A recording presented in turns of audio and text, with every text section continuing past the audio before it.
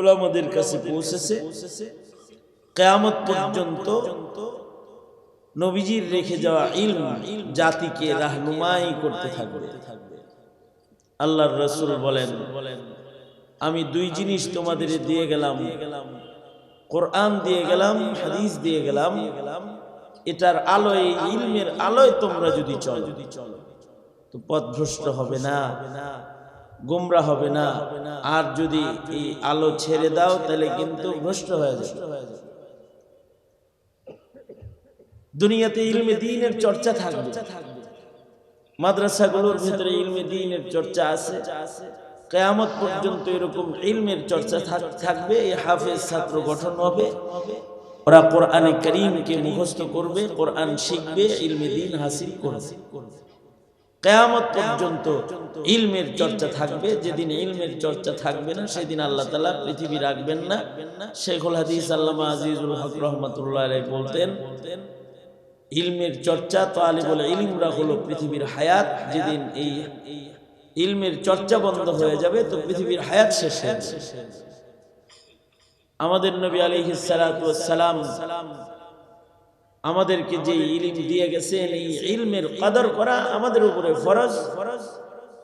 এই ইলমের সংরক্ষণ করা এই ঈমানদার মিল্লাতের ইব্রাহিমের বড় জিম্মাদারির একটা জিম্মাদারি। জাগতিক জ্ঞানও আছে, জাগতিক জ্ঞানের সংরক্ষণ, জাগতিক জ্ঞান শিক্ষা, জাগতিক জ্ঞানের হিফাজত আর ইলমে দ্বীনের হিফাজত মুমিনের সমাজে এক না। জাগতিক জ্ঞান তো ত্রুটিযুক্ত জ্ঞান, জাগতিক জ্ঞান তো অস্থায়ী জ্ঞান, আর ইলমে দ্বীন হলো স্থায়ী জ্ঞান। ইলমে দ্বীন হলো নির্ভুল জ্ঞান। জাগতিক শিক্ষা যেটা আছে স্কুল, কলেজ, ইউনিভার্সিটিতে, এটা সাত রং, এটা মাঝে মাঝে রং বদলায়। এখন যে সিলেবাস পড়ানো হয় এটা 10 বছর আগে ছিল না। 10 বছর আগের সিলেবাস 30 বছর আগে ছিল না। 30 বছর আগের সিলেবাস 100 বছর আগে, 50 বছর আগে ছিল না।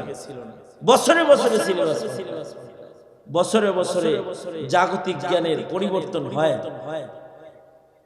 কিন্তু ইলমে দ্বীন এটার তাবদীল নাই। নবী যেমন শিক্ষা দিয়েছেন সাহাবীরা শিক্ষা দিয়েছেন তাবেঈনদেরকে, তাবেঈনরা শিক্ষা দিয়েছেন তাবেঈনদেরকে।